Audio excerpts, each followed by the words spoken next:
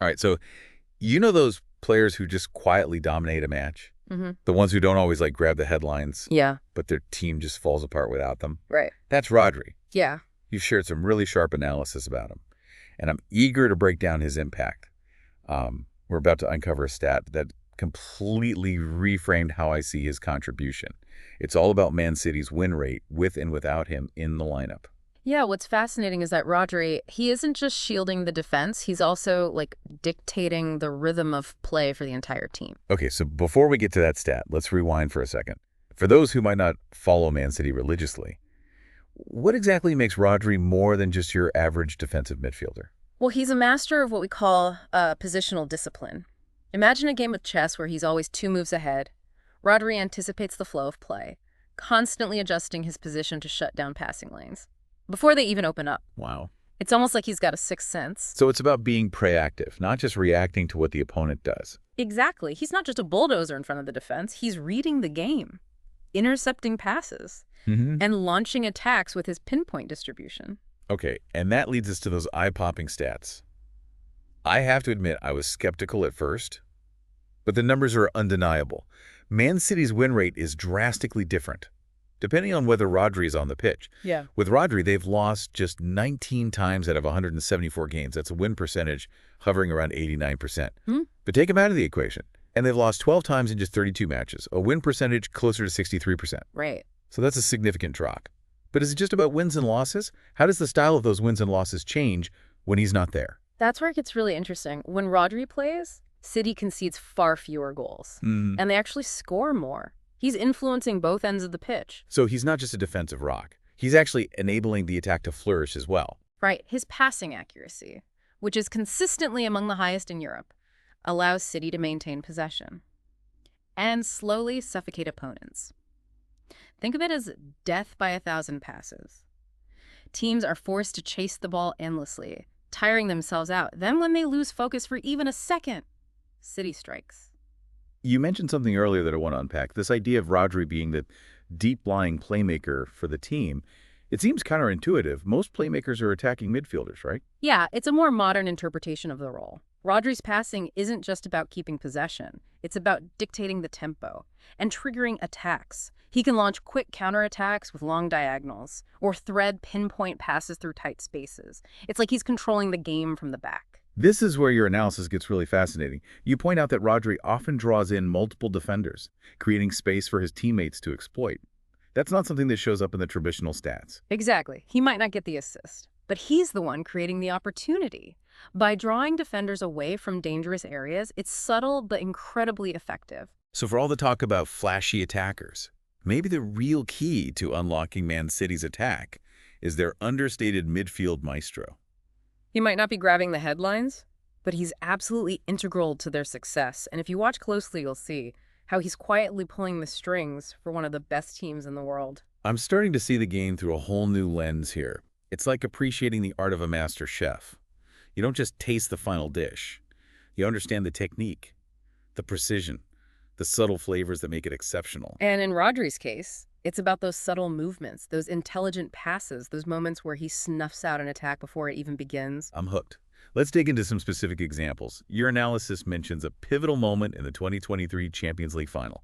Tell me more about how Rodri performed under that immense pressure. That Champions League final was a masterclass in composure. It was a tense back-and-forth affair against Inter Milan. But Rodri just seemed to radiate calm amidst the chaos. I remember feeling stressed just watching it. How do you think he stays so level-headed in those pressure cooker moments? Part of it is temperament, for sure. But it also comes from a deep understanding of his role. He's not trying to do too much to be the hero. He trusts in his teammates and focuses on executing his own responsibilities flawlessly. And he ended up scoring the winning goal, right? Mhm. Not bad for a guy who's supposedly all about defense. It was a beautiful goal, too. Yeah. A perfectly timed run into the box, a first-time strike that nestled into the bottom corner. It was a moment of individual brilliance, but it also stemmed from City's patient build-up play, which Rodri had orchestrated. So even when he's scoring, it's still tied back to his tactical influence on the entire game. Precisely. That goal wasn't just about luck or individual flair. It was a product of City's system, and Rodri is the linchpin of that system. Okay, I'm really curious about his journey. Yeah. He didn't just appear out of nowhere as this world-class midfielder. What were the key steps in his development? Rodri came up through Atletico Madrid's youth academy, which is known for its emphasis on tactical discipline. Think of it as a boot camp for defensive midfielders. Ah, so he had that defensive DNA ingrained in him from a young age. Exactly. But he wasn't just a destroyer, he also possessed excellent technical skills and a vision for the game.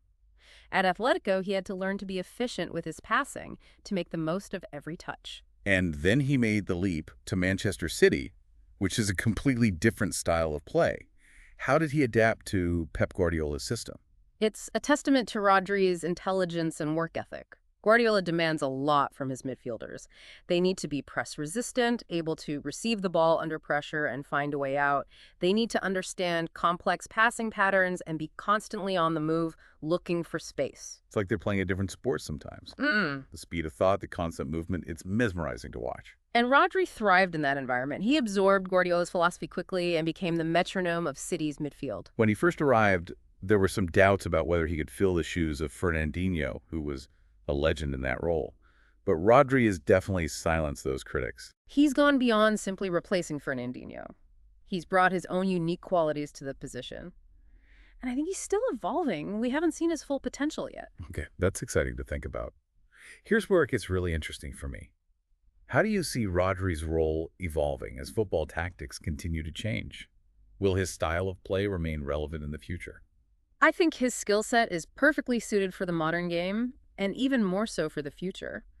Football is becoming increasingly tactical with a greater emphasis on controlling space and dictating the tempo. So those fundamentals that Rodri excels at, the position discipline, the intelligent passing, the ability to break up play, those will always be valuable. Exactly. He's like a master craftsman. The tools might change, the materials might evolve, but the core skills remain essential. We've talked a lot about tactics and techniques, but I'm also intrigued by the mental side of things. What kind of mindset does it take to thrive in a role like Rodri's? Mental fortitude is absolutely crucial for a defensive midfielder. They often don't get the same glory as the attackers, but their role is just as vital. They're the unsung heroes, the ones who lay the foundation for success. It's about being comfortable operating in the shadows, being the silent conductor of the orchestra. And to do that consistently at the highest level, you need incredible focus discipline and a willingness to put the team's needs above your own. It's almost like a Zen-like approach to the game. Being present, anticipating danger, making the right decision without letting the pressure get to you. And Rodri embodies that. He's not fazed by the big moments. He doesn't get caught up in the hype. He stays focused on the task at hand. It makes me wonder if certain personality types are drawn to this position. Are they naturally more introspective, more analytical, more process-oriented? I think there's definitely a certain type of player who gravitates towards the defensive midfield role. They're often the ones who see the game differently, who can process information quickly and make decisions under pressure. It's like they're playing a mental chess match alongside the physical battle on the pitch. And they derive satisfaction from mastering that mental game. It's not about individual accolades, it's about the collective success of the team. If you were to paint a portrait of the ideal defensive midfielder, what qualities would stand out on the canvas? You'd see tactical intelligence, positional awareness, composure under pressure, and the ability to make quick, accurate decisions. You'd see a player who reads the game like a book, anticipating moves before they happen. And don't forget about those physical attributes. Stamina, strength, the ability to cover ground effectively. It's a demanding position, both physically and mentally. Absolutely. And we've been talking about this in the context of Rodri, but these qualities apply to any aspiring defensive midfielder. Whether you're playing in the Premier League or in your local park, the fundamentals are the same. So even if you're not blessed with Rodri's level of talent, you can still learn from his approach to the game. Absolutely. It's about studying the game, understanding the nuances of the position, and constantly striving to improve. Okay, before we go too far down that path, I want to bring it back to Rodri's present. We focused a lot on his influence on Man City. But is there another game or moment that really showcases his brilliance, something that might have flown under the radar? There was a match against Liverpool a couple of seasons ago, a crucial game in the title race.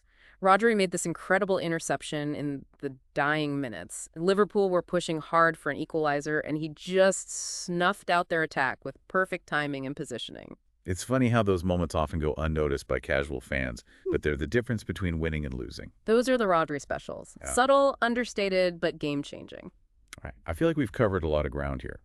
Rodri's impact on the game, his development as a player, his mindset, even the future of his position. But before we wrap up this deep dive, I'm curious about something. I'm all ears. What's on your mind?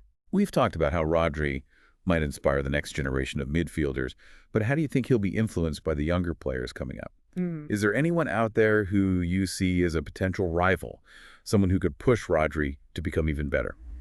That's a great question, and it speaks to the competitive nature of the sport. Yeah. There's always someone new on the horizon, someone hungry to challenge the established order. So who should we be watching? Who are the young midfielders who could potentially push Rodri to elevate his game even further? There are a few names that come to mind. There are a few names that come to mind when you think about players who could challenge Rodri. You've got Eduardo Camavinga at Real Madrid.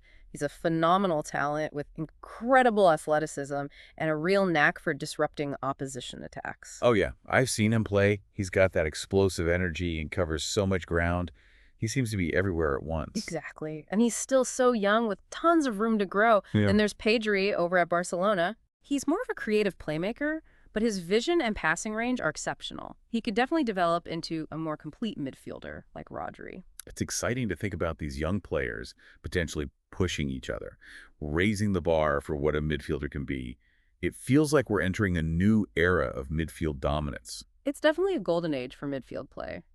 And I think Rodri, with his experience and tactical intelligence, is in a prime position to lead the way. Yeah, it makes you wonder if we'll see some epic battles in midfield over the next few years.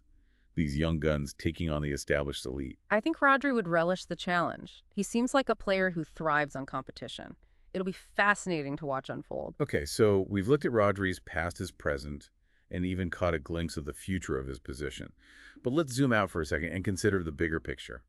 How do you think Rodri's style of play reflects the broader evolution of football as a whole? That's a thought-provoking question. I think Rodri's emergence embodies a shift we're seeing in the game, a move towards a more holistic understanding of what makes a truly complete footballer. So it's not just about scoring goals anymore.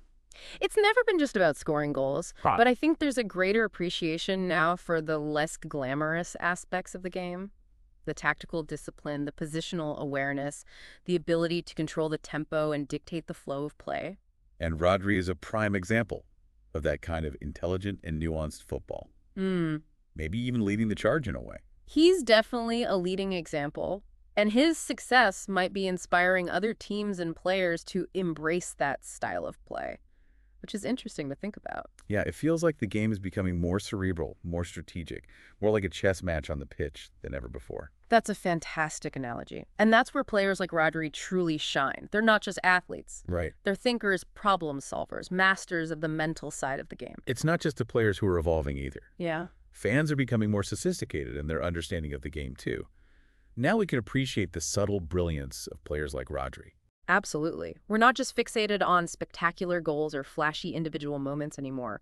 We're looking for the players who make their teams tick, who control the narrative of the match, and those are the players who ultimately win trophies. And that's where Rodri truly shines.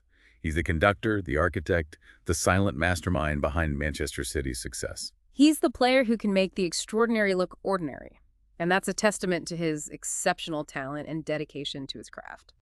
I think we've made a pretty compelling case for why Rodri deserves more recognition in the football world. He's not just a great defensive midfielder. He's a game changer, a trendsetter, a player who's redefining what it means to be a truly complete footballer. He's someone who elevates everyone around him, and his impact goes far beyond the stat sheet. I think we'll see his influence on the game for years to come. Well said. So, listener, what are your takeaways from this deep dive into the world of Rodri? Has your perspective on his role shifted at all? Do you see him differently now? We'd love to hear your thoughts, your observations, your own insights on this truly fascinating player. Because ultimately, the beauty of football lies in the conversations it sparks, the debates it ignites, and the shared passion it brings to life. And on that note, we'll wrap up this deep dive into the understated brilliance of Rodri. We hope you enjoyed the journey as much as we did. Until next time, keep exploring, keep questioning, and keep the conversation going.